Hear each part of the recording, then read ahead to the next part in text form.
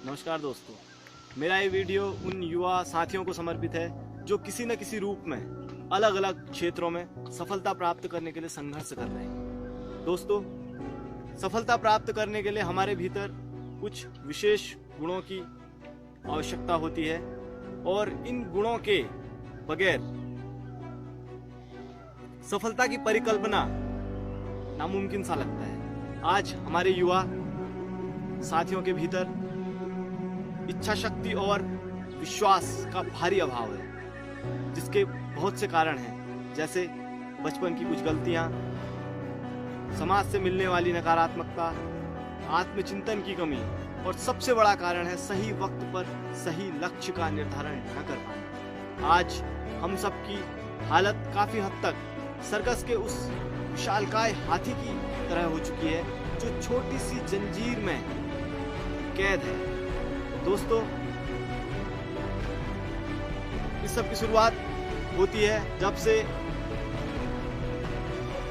हाथी छोटा होता है। सर्कस के लोग उस हाथी को जंगल से लेकर आते हैं और उसके पैरों को लोहे की जंजीरों से बांध दिया जाता है। अब वो छोटा सा हाथी बार बार उस जंजीर को तोड़ने की कोशिश करता है। ऐसा वो लगातार करता है, एक दिन करता है, 2 दिन करता है, इसी प्रकार से 1 हफ्ता होता है, 1 महीना, 6 महीना। आखिर कोशिशें करने के बाद वह हार जाता है। उसके पैरों में बहुत से घाव हो जाते हैं, पैरों से खून बहने लगता है, उसे काफी दर्द का अनुभव होता है और वो टूट जाता है। उसे यह विश्वास हो जाता है कि शायद मैं इस बेड़ी से अब कभी न छूट पाऊं। दोस्तों, आज वो हाथी बड़ा हो चुका है, आज वह काफी शक्तिशाली हो चुका है। वह इस उम्र का हो चुका है कि आपने देखा होगा बड़े बड़े पेड़ों को उखाड़ने के लिए भी हाथियों की मदद दी जाती है। और एक वो हाथी है जो पेड़ उखाड़ रहा है और एक दूसरा हाथी है जो सर्कस में उन पतली सी जंजीरों में, लोहे की जंजीरों में कैद है। दोस्तों, फर्क सिर्फ मानसिकता का है। एक हाथी, उसे अपनी क्षमताओं पर विश्वास है, वह बड़े से बड़े पेड़ भी उखाड़ सकने की क्षमता रखता है और उसका यह विश्वास अपने ऊपर उसे उन पेड़ों को उखाड़ने में उसकी मदद करता है। और दूसरी ओर वो सर्कस का हाथी जो बहुत ही पतली जंजीरों को भी नहीं तोड़ पा रहा। देखिए दोस्तों, आज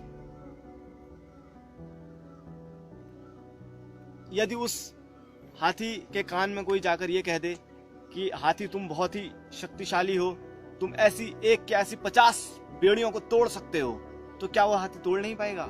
यकीनन तोड़ देगा। और उसे कितना वक्त लगेगा उस जंजीर को तोड़ने में? शायद 1 पल भी नहीं। दोस्तों, आज हमारे यूथ की हालत भी कुछ उस सर्कस के हाथी की तरह हो चुकी है। उन्हें अपनी क्षमताओं का, अपनी शक्तियों का, अपनी सामर्थ्य का और अपनी योग्यता का कुछ भी ज्ञान नहीं है।